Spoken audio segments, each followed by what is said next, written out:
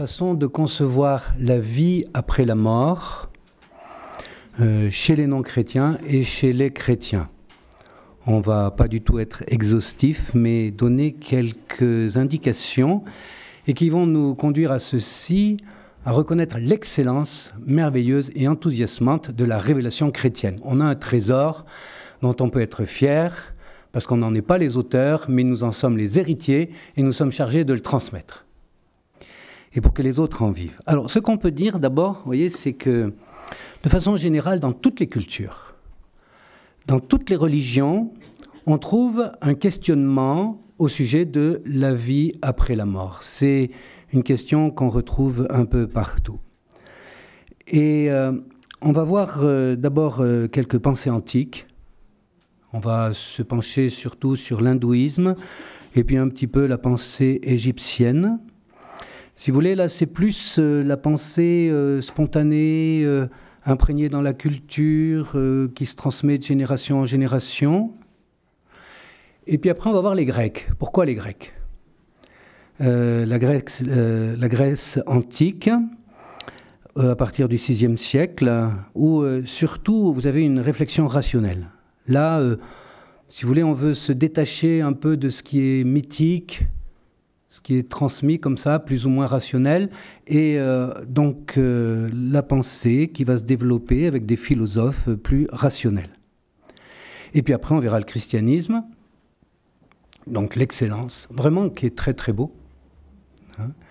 Et puis, on fera juste une petite escapade sur l'islam, parce que je l'ai mis après, parce qu'il vient après chronologiquement, et parce que même pour comprendre l'islam, il faut d'abord comprendre le christianisme, et cela, par ricochet, va nous renvoyer encore avec plus d'enthousiasme sur notre religion chrétienne. Alors, d'abord, commençons un peu par, si vous voulez, la religiosité antique, l'hindouisme, avec la pensée sur la réincarnation. Alors, une parenthèse, d'abord, vous savez, ceux qui discutent, si on est plus qu'un moustique ou moins, j'en sais rien. En tout cas, ce qu'il y a de sûr, c'est qu'on n'a jamais vu les moustiques se mettre en table ronde pour discuter sur la vie après la mort. Tandis que les hommes, on le voit le faire. Il doit y avoir peut-être une petite différence quand même. Vous voyez ? Alors, et le fait que ce soit présent vraiment de façon universelle dans la pensée, c'est quand même révélateur. Alors donc, l'hindouisme. D'abord, une question de vocabulaire. On parle de métempsychose ou de réincarnation. La métempsychose désigne plutôt une transmigration des âmes et qui peut aller dans un animal, voire dans un végétal. Tandis que quand on parle de réincarnation, habituellement, c'est plutôt transmigration des âmes, mais vers un autre être humain. Bien. Alors, vous avez un texte sacré, des livres sacrés qu'on appelle les Upanishads, dont les plus anciens remontent au VIe siècle avant Jésus-Christ. Alors, et c'est en lien avec le Bouddha. Alors voilà un petit peu la pensée qui est présente. C'est que nous avons des désirs qu'on cherche à satisfaire et donc on agit. Mais de fait, on est toujours un peu insatisfait et ça vous marque, ça laisse des traces en vous et c'est ce qu'on appelle le karman. Et puis à la fin de votre existence individuelle, eh bien le karman va se retrouver un peu dans l'être dans lequel on va continuer plus ou moins à exister. Et suivant qu'il soit positif ou négatif, ça va déterminer votre existence malheureuse ou heureuse. Alors le Bouddha, le pauvre homme, non mais je le plains quand même, il a affirmé se souvenir de 100 000 naissances, le pauvre. Ça fait quand même un peu beaucoup. Et pour lui, vous voyez, la pensée de... On va parler de réincarnation pour prendre toujours le même mot. La pensée de se retrouver dans un autre être humain était vraiment la probabilité très très faible. Il l'a comparé à une tortue aveugle qui nagerait dans le grand océan et qui viendrait par hasard passer la tête au travers de la roue d'un chariot. Autant dire que c'est quasiment impossible. Et donc, la perspective qui était présente, si vous voulez, c'est que nos désirs, toujours insatisfaits, qui nous fait qu'on s'agite, on fait des choses, ça vous charge le karman, et ça, c'est très pesant. Parce qu'après, vous êtes obligé de recommencer une autre existence. Alors le mieux, c'est de se libérer de l'action. On ne fait plus rien. On rentre dans une méditation profonde, cesser d'agir. Hein, et vous avez ces ascètes hindous appelés renonçants, qui sont de véritables morts au monde. Le désir n'a plus de prise sur eux, c'est fini. Voilà. Et donc quand ils terminent leur existence terrestre, le karman n'a plus du tout de pesanteur et ils échappent enfin au cycle des renaissances. Voilà, c'était la perspective. Il faut reconnaître que c'est assez difficile à réaliser dans la vie. Alors par la suite, vous avez d'autres livres sacrés qu'on appelle la Bhagavad Gita, je ne sais pas si je le prononce bien, qui reconnaît que quand même l'action, le fait de faire quelque chose peut quand même avoir une valeur positive, parce que pour ces moines hindous, il faut cesser d'agir. Hein, voilà. Donc l'action peut avoir quand même une dimension positive, mais ce qu'il faut, c'est mourir à ses désirs individuels pour ne travailler qu'au bien de l'univers. Alors on devient instrument de la divinité, on rentre en communion avec elle, et c'est une voie aussi de libération. Un grand représentant de ce courant, c'est le Mahatma Gandhi, hein, que tout le monde connaît.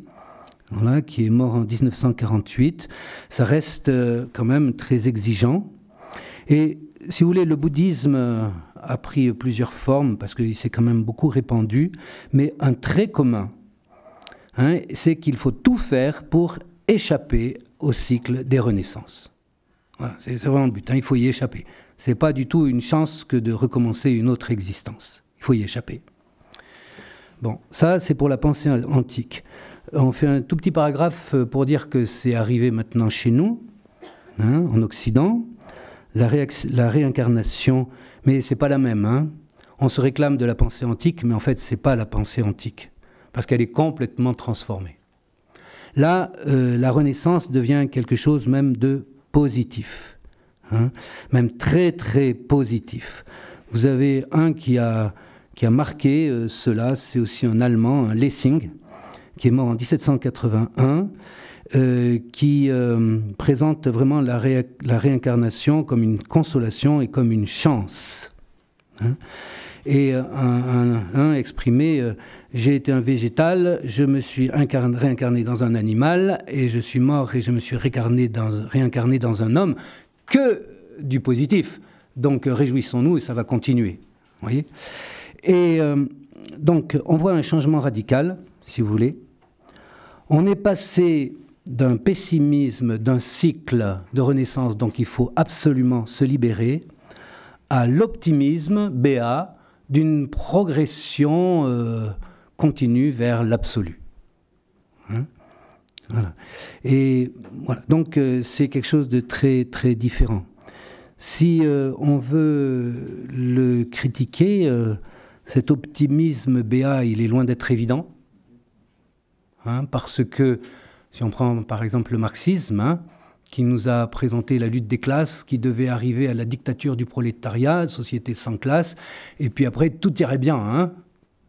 Bon, de fait, l'expérience ne va pas tellement dans ce sens-là, et on arrive à des déceptions terribles. Hein.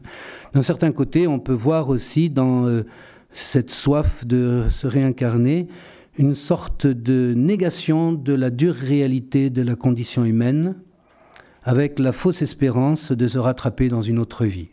Mais bien heureux si on se rattrape, hein, c'est pas sûr du tout. Voilà. Alors, en tout cas, ce qu'on peut relever aussi de façon générale là-dessus, c'est que il n'y a pas vraiment de survie personnelle qui soit présentée. Quelquefois, on est fondu dans le grand tout. Bon. Et puis, l'homme est livré à lui-même. Hein. Vous n'avez aucune aide d'en haut. Vous ne recevez aucune aide de la divinité. C'est par vos actions ou par votre non-action que vous vous libérez, mais aucune aide qui vient d'en haut. Après, rapidement sur l'Égypte ancienne. La religion égyptienne elle s'est bien répandue et elle a eu un certain succès dans la mesure où elle présentait la mort non point comme une fin, mais comme un passage vers un autre monde. Et il y avait une référence qui permettait de présenter cela, c'était le mythe d'Osiris. Alors donc, Osiris a eu le malheur d'être assassiné et d'avoir eu le corps découpé en morceaux. Donc, et puis ensuite, sa sœur, qui est en même temps son épouse, c'était Isis, a rassemblé les morceaux et a pu lui redonner vie. Et chronologiquement, je ne sais pas trop vous dire, mais aussi Osiris a été embaumé, et il est la première des momies. Et ce mythe de Osiris sert de référence pour la sépulture qu'on accorde aux défunts en Égypte et pour la conception de la vie après la mort. Alors donc, ce qui se passe quand quelqu'un est décédé, eh bien on l'embaume de façon à conserver l'enveloppe corporelle, ce qui permet au bas et au cas.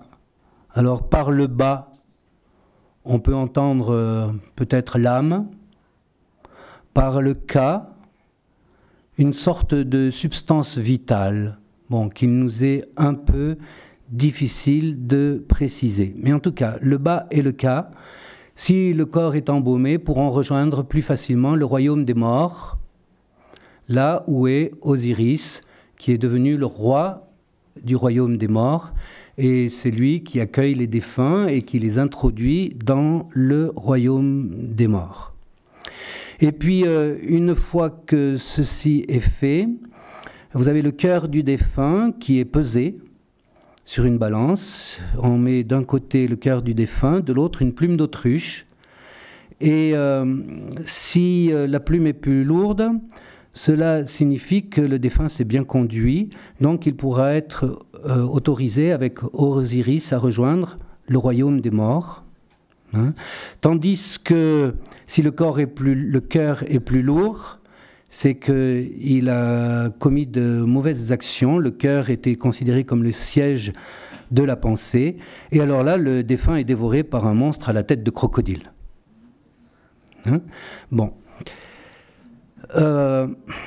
Si vous voulez, ce qu'on a là, et ça a marqué la mentalité. Vous avez une espérance, une idée d'une vie après la mort, et on essaye qu'elle soit positive. Là, on n'est pas dans une conception cyclique, mais plus une conception linéaire, c'est-à-dire vous avez un départ et puis une arrivée. On ne recommence pas sans arrêt la même chose. Ce qu'on peut relever aussi, c'est que la vie dans le royaume des morts reste assez floue. On ne sait pas trop en quoi elle va consister. Et puis, très net, comme pour l'hindouisme, l'homme ne reçoit aucun secours venant d'une divinité. Il se débrouille tout seul. Ça, c'est assez constant. Alors maintenant, on va passer à la rationalité grecque. Là, c'est intéressant. Si vous voulez, chez les Grecs, comme dans les autres pays, il y avait beaucoup de mythologies qui étaient plus ou moins rationnelles, mais à partir du VIe siècle, chez les Grecs, on s'est mis plus à réfléchir et on a voulu que la pensée, même religieuse, rende compte d'elle-même à la raison. Voilà, vous en avez un assez significatif pour cela, vis-à-vis des conceptions sur Dieu, c'est Xénophane. Quand il voyait les mœurs des dieux, il disait « cela ne convient pas à la divinité ». Les mœurs des dieux dans les mythologies, cela ne convient pas. Donc il pensait la divinité, elle doit être belle, elle doit être grande, elle doit être juste, etc. Elle gouverne toutes choses.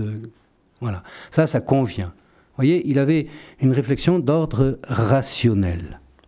Alors, quand on dit cela, on ne prétend pas que la raison soit au-dessus de la révélation. Non. Hein?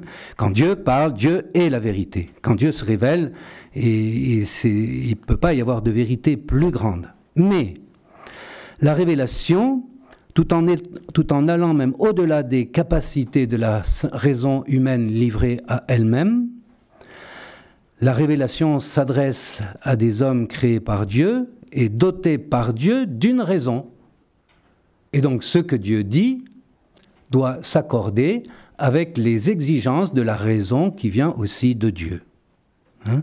Et on a là une préparation du christianisme, parce qu'un des éléments caractéristiques du christianisme, c'est le verbe s'est fait chair. Le verbe, c'est-à-dire le logos en grec, c'est la raison, c'est la pensée, c'est la vérité, c'est l'intelligence, c'est fait chair, c'est manifesté humainement. Et donc, Dieu parle à l'homme, et il s'adresse aussi à la raison de l'homme. Alors, disons quelques mots sur certains de ces penseurs grecs. Vous avez Socrate. Hein? Bon, il est génial, ce Socrate. Par certains côtés, dans sa vie, il fait penser un peu à Jésus, tellement il était désintéressé, il est mort, accusé injustement, etc. Bon, alors, accusé injustement, et Socrate, il ne parle pas de la vie après la mort, mais il dit ceci, hein, devant les juges qui le condamnent à mort. « Plus nombreux seront vos censeurs que je retenais moi-même jusqu'à ce jour à votre insu, et ils seront d'autant plus sévères qu'ils sont plus jeunes que moi, qui suis vieux. » Hein, c'est Socrate qui parle, pas moi. Et donc, ce que voulait dire Socrate, c'est qu'il avait une pensée qui était juste et qui voulait se référer à la vérité, et il savait que cette pensée perdurerait à travers ses disciples. Vous voyez ? Voilà, il avait une existence qui dépasse sa propre existence, comme cela. Après, vous avez un grand disciple, le plus grand disciple de Socrate, c'est Platon. Alors, pour faire bref, Platon, il estime que ce qui est du domaine du sensible, c'est pas tout à fait la pensée scientifique moderne, hein, que ce qui est du domaine du sensible, c'est beaucoup d'illusions. Hein, parce que vous touchez ça, vous touchez ça, il y en a un qui trouve que c'est chaud, l'autre trouve que c'est froid, alors qui c'est qui a raison? Bon, beaucoup d'illusions là-dedans. Donc, il faut se référer à un monde supérieur qui est le monde des intelligibles. Voilà. Il y a ce qu'il appelle des formes ou des idées avec F majuscule, I majuscule. C'est une réalité intelligible supérieure. Voilà, là, le vrai réel. Hein? Donc, il faut que l'âme se purifie de son attache au corps, cette réalité mauvaise, pour qu'elle puisse s'attacher aux choses intelligibles et les contempler. Hein? Voilà, c'est, pour faire bref, la pensée, en gros, de Platon. Et puis un disciple de Platon, c'est Aristote. Ah. Il n'est pas Dieu quand même. Hein. Non, pas loin, mais quand même assez loin, si, en fait. Le pauvre. Ah, tout ça est très très beau. Alors, Aristote. Lui, il parle de l'âme, hein, mais il y a une âme dans les végétaux, il y a une âme dans les animaux, et il y a une âme dans l'homme. Hein. Pour comprendre ce qu'il veut dire, en fait, il a bien raison. Pour comprendre ce qu'il veut dire, il faut considérer que chez un végétal, chez un animal, chez un humain, vous avez un comportement du corps qui ne s'explique pas par les simples composantes du corps. C'est-à-dire que si vous prenez tous les atomes qui sont dans un corps, que vous les laissez à leur libre action, ça va donner quoi? Habituellement, une désagrégation nauséabonde. Voilà. Tandis que l'homme vit, si vous voulez, il se comprend plus, enfin l'homme, puis même l'animal, même la plante, se comprend plus à partir du tout que par la partie. Vous avez tout comme qui est réintégré, vous avez une structure, vous avez un dynamisme, quelque chose qui est original. Et cela, il appelle l'âme. Il l'âme. Mais Aristote était un homme qui observait beaucoup, et il ne pouvait pas ne pas voir l'originalité de la pensée. Hein, la pensée, on réfléchit, voilà. vous avez une forme là. C'est ma montre que je montre, que voilà, que je tends. Bien, et vous regardez et vous abstrayez, vous tirez la rondeur. Voilà, c'est rond. Voilà, la rondeur. Vous avez la rondeur en soi, comme ça, que vous pouvez imaginer, hein, un concept. Eh bien, dit Aristote, pour arriver à ça, il faut qu'il y ait une lumière intelligible. Il appelle ça l'intellect agent, intellect, qui éclaire cet objet et qui permet de dégager la rondeur. Et comme ça, on a la pensée. Et ce que Aristote voit, donc il voit très clairement l'originalité irréductible de la pensée. C'est quand même supérieur à tous ces antispécistes qui nous racontent bien des choses assez étranges. Et pour lui, eh bien, cet intellect, il préexiste à l'embryon humain, il l'accompagne pendant toute son existence et il se retrouve intact à la mort. Mais Aristote a un petit peu de mal à lier cet intellect avec l'âme, il a un peu de mal, et il ne parle pas du tout de ce qui se passe après la mort. Voilà, on ne sait pas trop. Voilà. Bien. Un autre, on fera la critique après. Plotin. Ah, il est intéressant ce Plotin, c'est un néoplatonicien, c'est-à-dire il a repris un peu les pensées de Platon. Et alors lui, il voyait la réalité suprême, c'était l'un ou le bien. L'un ou le bien, voilà, suprême. Et puis, vous aviez un peu plus bas, même assez plus bas, l'âme. Mais alors, la pensée de Plotin, ce qui est intéressant, c'est ceci. C'est que l'âme devait se dégager de la matière. Il est platonicien, hein, on se dégage de la matière. Hein. L'âme devait se dégager de la matière et elle avait en elle-même tout ce qu'il fallait pour rejoindre l'un et le bien. Bon, un peu d'ascèse, un peu d'exercice. Hein. Et Plotin l'a sûrement un peu vécu parce qu'il dit « Celui qui a vu, c'est ce que je dis ». Voilà, il a dû avoir une certaine connaissance, une certaine expérience. Voilà. Alors, qu'est-ce qu'on peut tirer de cette réflexion d'ordre rationnel? C'est que la raison humaine, quand elle s'exerce, et elle arrive à reconnaître malgré tout l'existence d'une âme. Et elle est portée à la reconnaître immortelle. C'est quelque chose qui se dégage. Vous voyez ? Pas toujours très facile à montrer. Platon, à un moment, il voulait montrer l'immortalité de l'âme. Il s'y exerçait de 36 façons. À la fin, il y avait un peu de difficulté. Il dit, je vais prendre une autre voie. L'incantation, c'est-à-dire... je vais vous enchanter par des belles histoires sur l'âme immortelle et vous allez voir, ça va tellement vous réjouir, tellement vous plaire que ça va engendrer la conviction que l'âme est immortelle. Et finalement, ça s'accorde tellement avec ce qui est inscrit en vous que ça rayonne de vérité, ça s'impose à vous comme vérité. Voilà.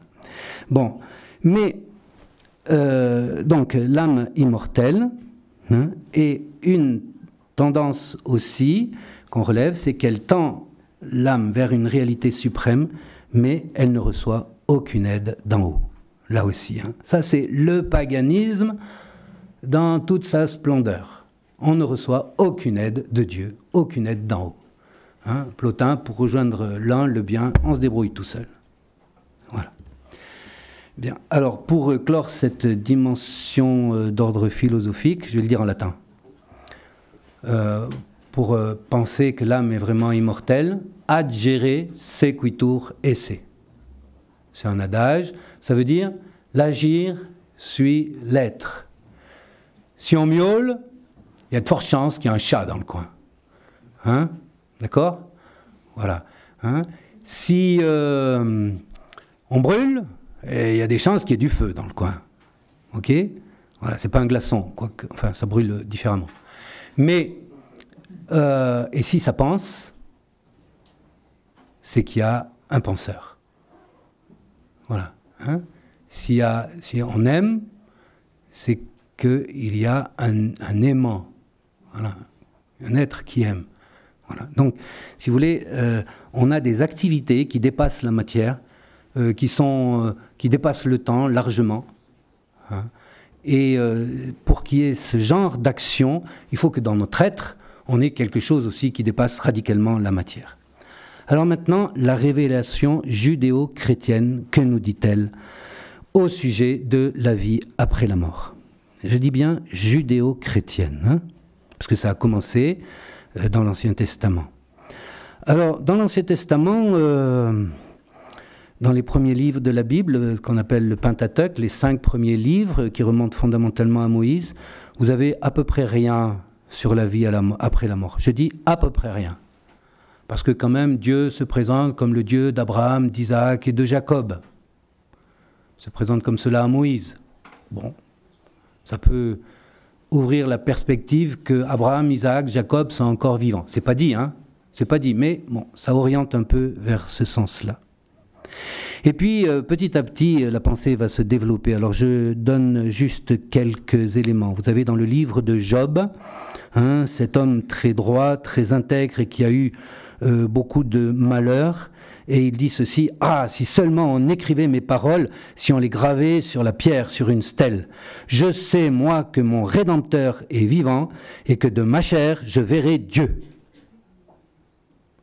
Donc, il a une perspective de vie bienheureuse avec Dieu et qu'il a un Rédempteur.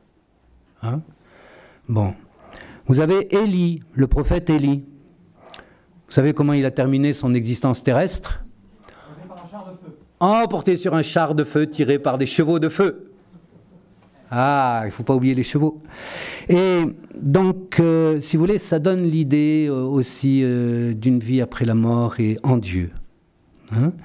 Bon, vous avez le prophète Ézéchiel. Il a, dans le chapitre 33 du livre d'Ézéchiel, une grande vision où il voit des ossements desséchés, et puis qui se rapprochent les uns des autres, et puis qui se couvrent de nerfs, de chair, et puis de la peau, et puis après il faut qu'il souffle dessus, et ces morts reprennent vie. Alors, ce qui est visé par Ézéchiel, c'est plus directement le peuple d'Israël, qui se trouvait dispersé dans beaucoup de misère, et il allait reprendre vie comme peuple. Bon, c'est le sens premier. Mais en même temps, ça nourrissait la pensée de la résurrection. Hein? On voit dans le livre des Maccabées des soldats qui sont morts, des soldats juifs, qui sont morts sur le terrain de bataille. Et on voit, quand on les fouille, qu'on veut leur assurer la sépulture, que chacun portait sur soi une petite idole païenne. Et alors, on a compris que s'ils étaient morts, c'est à cause de leur péché. Et du coup, on a fait offrir un sacrifice au temple à Jérusalem pour que leur péché soit pardonné. Donc c'est l'idée qu'après la mort, on peut obtenir quelque chose. Donc il y a une vie après la mort, c'est clair. On dit qu'il n'y a pas de fondement sur le purgatoire. Certains, les protestants, disent qu'il n'y a pas de fondement sur le purgatoire dans l'Écriture sainte. Là, c'est un des fondements sur le purgatoire. Hein? Et puis, on voit dans les livres des martyrs d'Israël, c'est assez merveilleux, une femme qui a 7 fils. Et vous avez le roi Antiochus qui veut leur faire manger du porc, viande interdite. Mais les 7 fils sont torturés les uns après les autres, encouragés par leur mère, et ils ne renient pas leur foi. Et après, eux tous, la mère est tuée. Hein? Et ils ont des professions de foi très fortes. Hein? Je sais que le roi du monde nous ressuscitera pour la vie éternelle. Hein? Je perds ses membres, mais par Dieu, je les retrouverai. Tandis que toi, Antiochus, qui nous persécute, tu n'auras pas droit à la résurrection pour la vie. Voilà, c'est très net. Bon, ça c'est l'Ancien Testament, mais après il faut aller au Nouveau Testament, et là on arrive à quelque chose de bien supérieur. Jésus en parle, d'abord, de la vie après la mort. Il raconte l'histoire du pauvre Lazare et du mauvais riche. Et entre parenthèses, c'est pas dit dans l'Évangile, selon saint Luc, que c'est une parabole. Hein? Il parle très certainement de personnages concrets. Voilà, ce mauvais riche, qu'est-ce qu'il fait? Eh bien, après sa mort, il est en enfer, dans les tourments. Tandis que le pauvre Lazare, que le riche méprisait complètement, il est emporté par les anges, soulevons la chose, dans le sein d'Abraham. Hein? Donc, ce n'est pas tout seul qui va le faire. Il a besoin d'une aide. Hein? C'est les anges qui l'aident. Bon. Et puis, un passage très intéressant. Il y avait les Sadducéens, c'était un groupe qui ne croyait pas à la résurrection. Ils posent une objection à Jésus, hein, une femme qui avait eu 7 maris. 7 maris, et alors, au moment de la résurrection, duquel sera-t-elle la femme, parce que les 7 l'ont eu pour femme? Et Jésus leur répond, vous n'y comprenez rien. Vous ne connaissez pas la puissance de Dieu ni les Écritures. N'avez-vous pas lu que Dieu a dit « Je suis le Dieu d'Abraham, d'Isaac et de Jacob. Il n'est pas le Dieu des morts, mais des vivants. » C'est ce que dit Jésus. Voilà. Donc, Abraham, Isaac, Jacob sont vivants. Aujourd'hui. Voilà, c'est ce qu'il nous dit. Et puis au moment de la transfiguration, on voit Jésus qui apparaît avec Moïse et Élie qui parlent avec lui. Élise qui avait été emporté sur son char de feu, il parle avec Jésus. Bon. Et puis Jésus va décrire la vie éternelle. La vie éternelle, c'est, il parle à son Père, qu'il te connaisse, toi, le seul véritable Dieu, et celui que tu as envoyé, Jésus-Christ. Hein, qu'il soit un en moi, comme toi tu es en moi et moi en toi. La vie éternelle, nous dit Jésus, c'est la vie en Dieu. C'est ça, hein? Bon. Et pour y accéder, il nous le dit très clairement, sans moi, vous ne pouvez rien faire. Nul ne va vers le Père sans passer par moi. Bon, tout ceci est beau, mais ça ne suffit pas.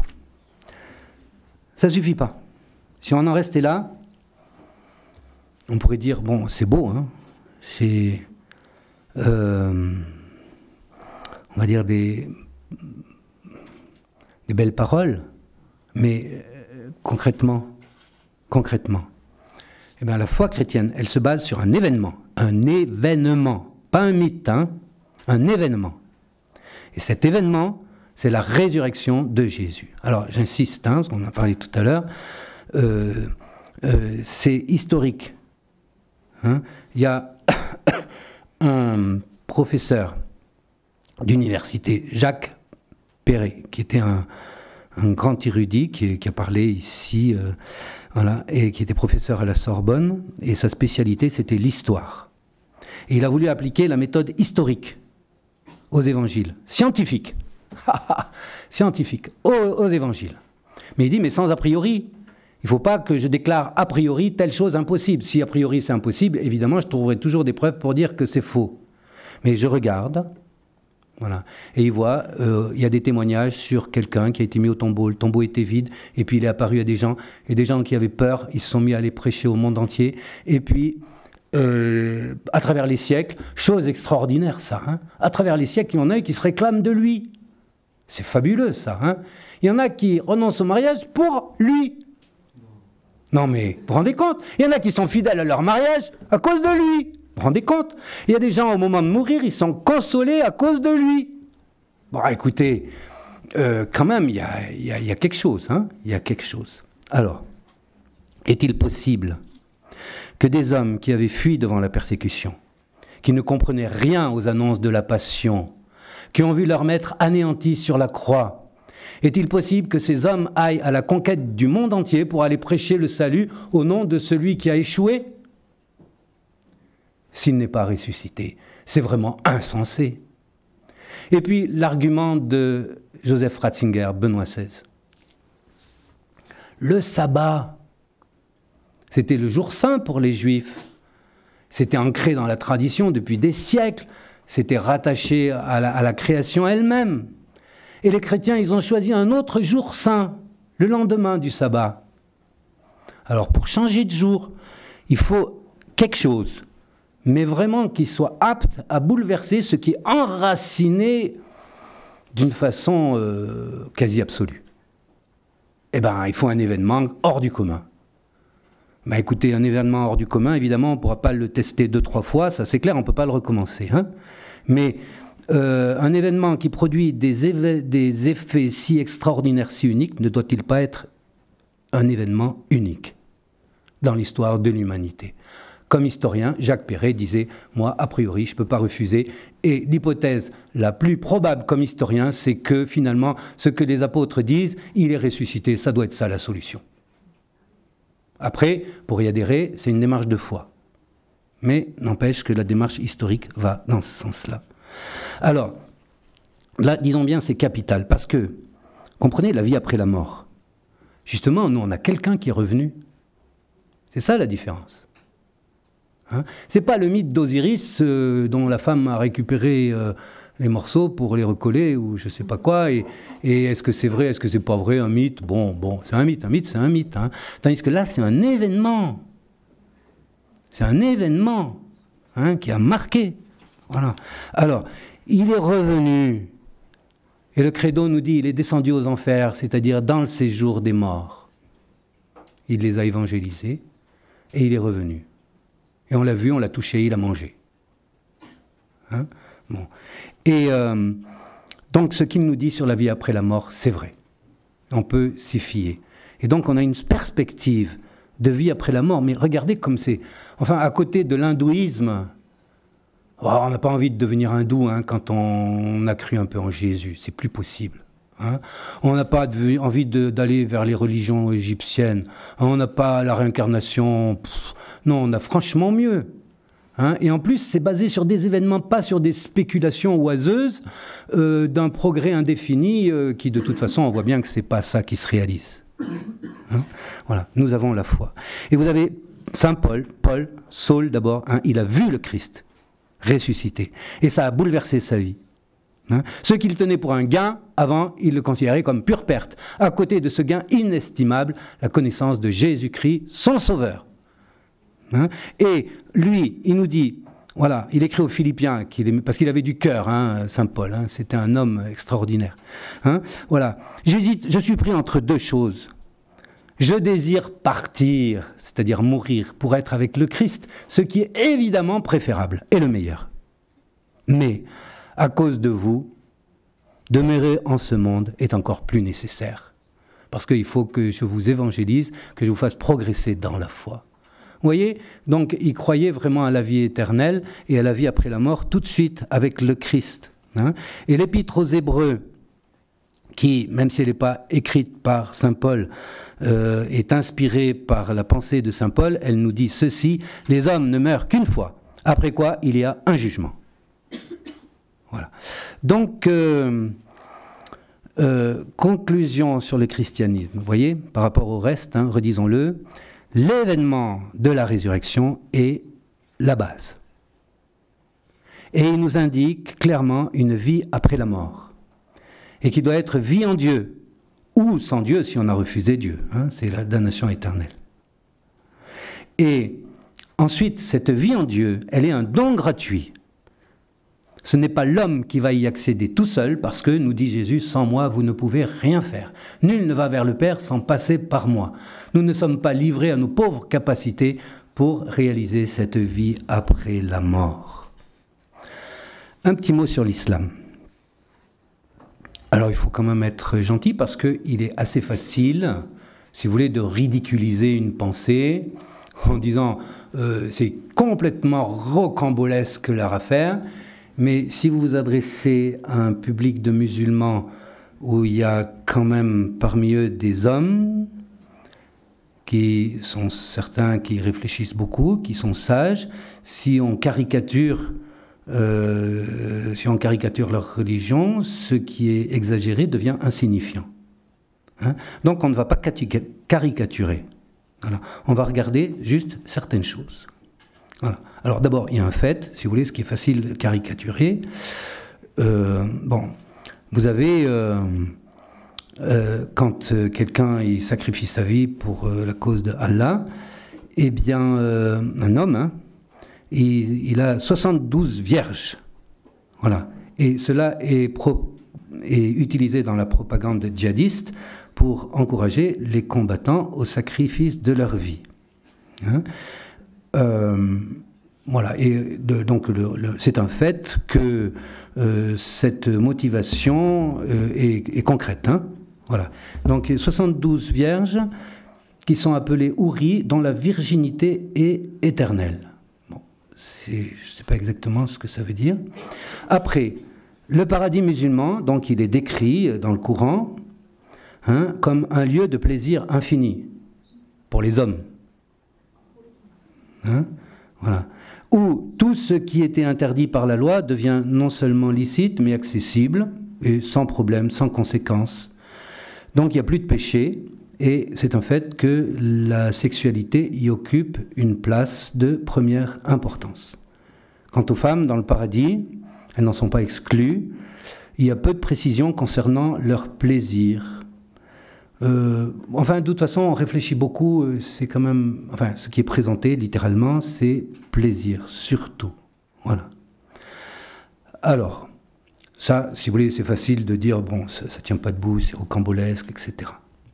Vous avez un imam théologien, Assad Majed, qui dit, en s'appuyant sur le hadith authentique de Al-Bukhari, que le paradis est avant tout un lieu qui n'est pas concevable pour l'esprit humain. Et il dit, Allah a préparé ce qu'aucun œil n'a jamais vu, ni aucune oreille jamais entendu, ni aucune personne ne peut concevoir. Ça cite Saint Paul. Hein. Et une autre présentation sur ce qui se passe. Dieu, pourquoi a-t-il créé le monde ? Dieu voulait être connu, donc il a créé le monde. Par qui voulait être connu ? Par les hommes, dotés d'un intellect. Donc le sens de la vie de l'homme, c'est à partir du monde, reconnaître le Créateur, et pour que Dieu soit connu. Ensuite, à la fin de la vie terrestre, vous avez un interrogatoire par deux anges, Munkir et Nakir, un interrogatoire auquel sont soumis tous les défunts. Selon la réponse, chacun rejoint une demeure spécifique dans les tombes, celle des punis, des graciés, des méprisés ou des honorés. Et puis à la fin, il y aura une intercession par le premier des prophètes, c'est Adam, et après Noé, et après Abraham, et après Jésus, et enfin, et surtout, Mahomet. Bien. Alors, que dire à ce sujet-là ? Le paradis musulman est un lieu de plaisir, quand même, il faut le dire, malgré tout, surtout pour l'homme, et qui garde ses privilèges par rapport à la femme. Donc un lieu de jouissance absolue, où ce qui a été interdit sur la terre ne l'est plus, donc il n'y a plus de loi, il n'y a plus de péché. Vous avez des interprétations plus spiritualistes qui sont nettement plus relevées. Mais on ne peut pas dire qu'elle s'impose comme étant la doctrine de l'islam. Et puis, dans ce qui présente quand même donc une vie, et puis un interrogatoire, un jugement, etc., qui de soi, c'est un peu cohérent. La présentation de Mohammed comme le plus grand intercesseur laisse quelque peu perplexe, quand on sait un peu par l'histoire ce qu'était Mohammed. Hein, un guerrier, pas toujours très tendre, et qui a eu quand même pas mal de femmes, même si on justifie en disant qu'il n'était pas du tout possédé par ça. Et puis il a quand même épousé une fillette de 6 ou 7 ans, et il a consommé le mariage quand elle avait 9 ou 10 ans. Bien. Voilà, je pense que nous pouvons préférer d'avoir pour intercesseur Jésus sur la croix, qui s'adresse à son Père, lui l'innocent, hein, en disant « Père, pardonne-leur, ils ne savent pas ce qu'ils font ». Et qui s'adresse au bon larron en lui disant « Aujourd'hui, tu seras avec moi dans le paradis ». Voilà. Alors, comme conclusion, eh bien écoutez, voilà. Jésus-Christ est notre Seigneur et notre Dieu. Soyons-en fiers. Hein? Soyons heureux de le reconnaître. Adorons-le. Il est notre tout. C'est lui qui nous donne la vie après la mort. Et avec lui, elle est belle, puisqu'elle est vie en Dieu. Hein? Et il nous la donne si on croit en lui, si on accepte ce qui vient de lui, si on accepte le salut qui vient de lui. Alors, de cette espérance, eh bien, soyons apôtres, soyons missionnaires. Nous avons là un trésor qui n'est pas que pour nous, mais qui est pour les autres et qui doit nous remplir vraiment d'enthousiasme. Et on termine en nous tournant vers la Vierge Marie. Parce que celle qui a reçu de façon la plus excellente ce trésor de la révélation du Fils de Dieu venu parmi nous et qui l'a fait fructifier et qui nous aide à le recevoir, c'est la Vierge Marie. Si on est unis à la Vierge Marie, on recevra le trésor de Jésus et on le communiquera aux autres.